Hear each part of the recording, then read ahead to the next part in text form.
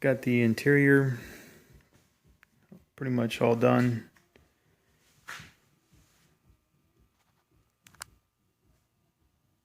The driver's seat, driver's side carpet, and I also did a carbon fiber inlay on the door.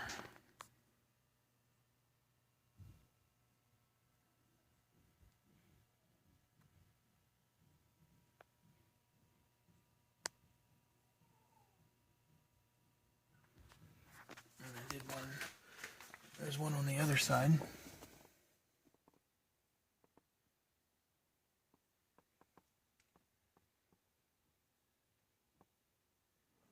And I'm debating about doing one up here in the center console.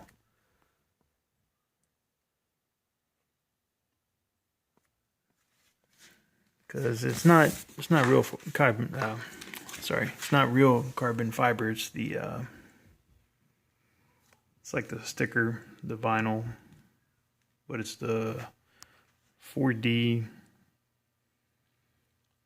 looking carbon fiber. It looks really good in person. I mean, it looks really nice. The camera's just not doing it justice.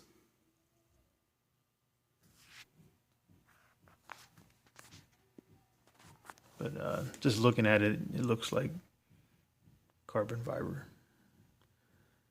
But going around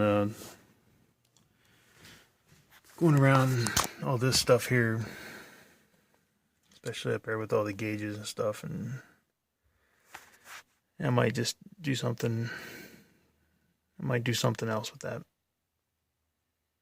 Maybe just refinish it all black. Make it look a little nicer. But now the interior is all done. I think it turned out pretty nice. I'm happy with it. I mean, obviously it's not a show car, but it turned out a lot better than what it was. And here's another view of the I got a battery tender on there because I got in, my battery was dead. Here's the Camaro seat belt, same bolt.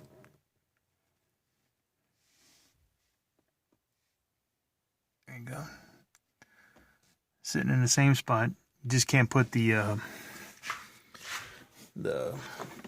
factory cover over it to hide it. Doesn't fit. But it runs up to the restraint. Back down underneath the seat. And over there sits the other one. 93 to 2001 rear Camaro seat belts. Like you see. Shucks, I got the battery in the way.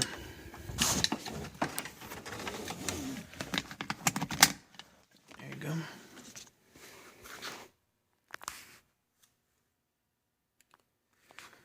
Fits across perfectly. And I think I said it in my previous video. You will need this piece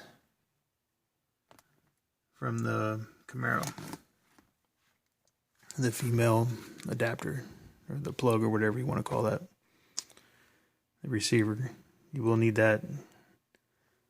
Because the factory one from the Corvette, it's too narrow, I think. But they work good.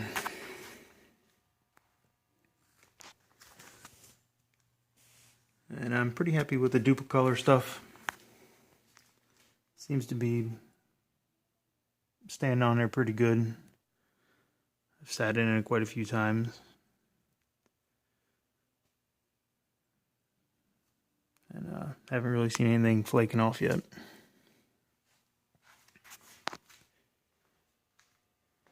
Then my next job is going to be, here's my rear Y pipe. And I got some Flowmaster mufflers coming. Put them on. And I did put a new leaf spring on. I was going to do a mono, but again, I'm sort of being cheap about it. So I just did a standard 9-leaf. And with a new 9-leaf spring, I went from 27.5 to it jacked me up. I think it was like 30, might have been 30 3/4. So what I did was, on the new leaf spring, I took off the top 3 and replaced them with the 3 old ones that were on the top of the older one, and just sat them on top of the new springs. And it let me go down to, I think it was 28 3/4.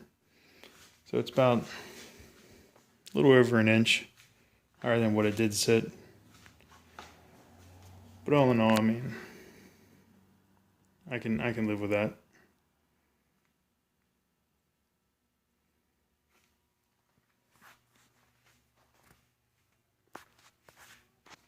But I think with the mono leaf spring, you wouldn't be able to do that, and you'd have to get the bigger, you'd have to get the longer bolts for here. You'd have to get the 8-inch or the 10-inch bolts that stick way down, so you could draw it up to sink the car down. But what happens then, or your bolts on the back side of the rim are sticking past your rim. So if you would get a flat, probably 9 times out of 10 you're gonna shred your tire up with it. And I'm not all about shredding my tires. So I just did the 9-leaf, swapped out the top 3, and I'm happy with it. Alright, well, let me know what you guys think. But I think she turned out pretty good.